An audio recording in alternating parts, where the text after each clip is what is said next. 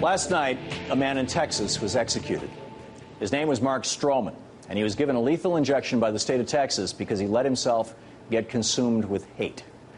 10 days after 9/11, Stroman went on a shooting spree, hell-bent on killing as many Muslims as he could. On 3 separate nights, he walked into Dallas gas stations with a shotgun, opening fire, killing 2 Muslim men, and shooting another man in the face. The third victim, Rais Buyan, just barely survived the shooting.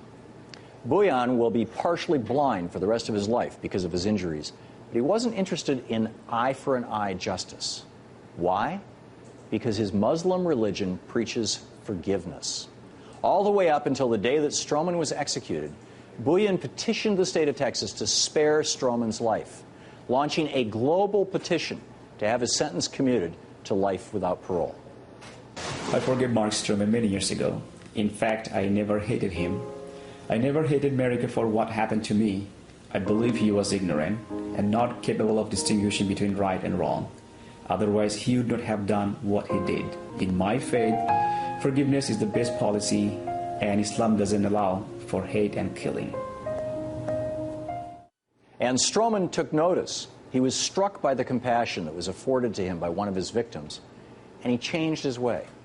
In a message to Rais Buyan from jail, Stroman said, "In the free world, I was free, but I was locked in a prison inside myself because of the hate I carried in my heart.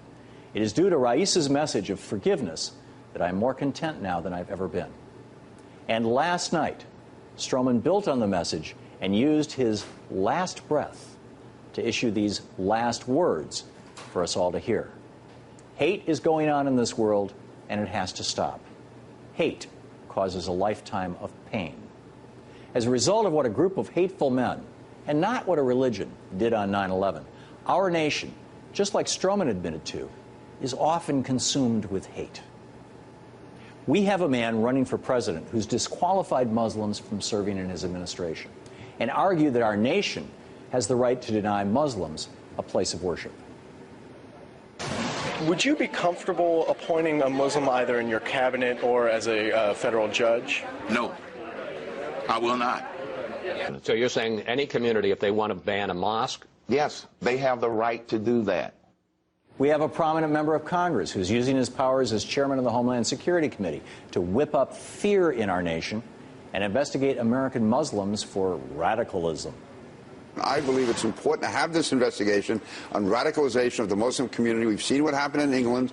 We know that al-Qaeda is trying to recruit people over here, such as they did with the subway bombing in New York last year, the attempted subway bombing, Times Square bombing. These are all people living legally in the United States. We have the most popular cable news network saying that all terrorists are Muslims and warning Americans about victory mosques in New York City and Tennessee, and hate-fueled caliphates springing up to bring Sharia law to America. Not all Muslims are terrorists, but all terrorists are Muslim. If you are an 18 to 28-year-old Muslim man, then you should be strip searched. And if we don't do that, there's a very high probability we're going to lose an airline. Building that victory mosque on what's in essence a burial site would be both disruptive and cold-hearted to the families of 9/11 victims. Most dangerous scenario is that radical Muslims seize power and put Sharia law into place. Same thing. These are all components of a hate machine, filling us all with fear and driving some of us, like Stroman, to lash out in violence. But Islam is not the real threat to America. Our own hatred, our own fear is the biggest threat to this nation.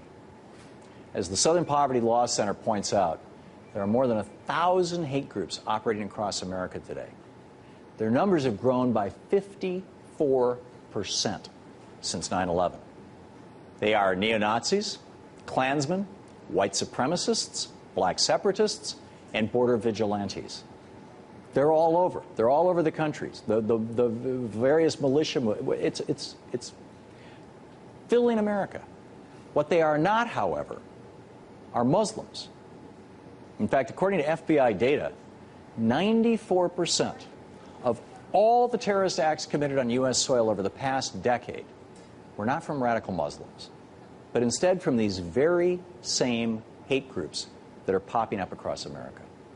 And while our news media will feast once every few years on a Muslim attack that was thwarted, they ignore the hate crimes that are carried out every single day in America, often leaving families devastated and communities in distress. As Mark Stroman said just before the lethal cocktail was pumped into his arm, hate causes a lifetime of pain.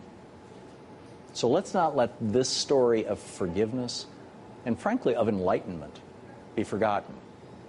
Let's end this hateful so-called war on terror and focus on ridding this nation of the far more destructive force, hate and fear.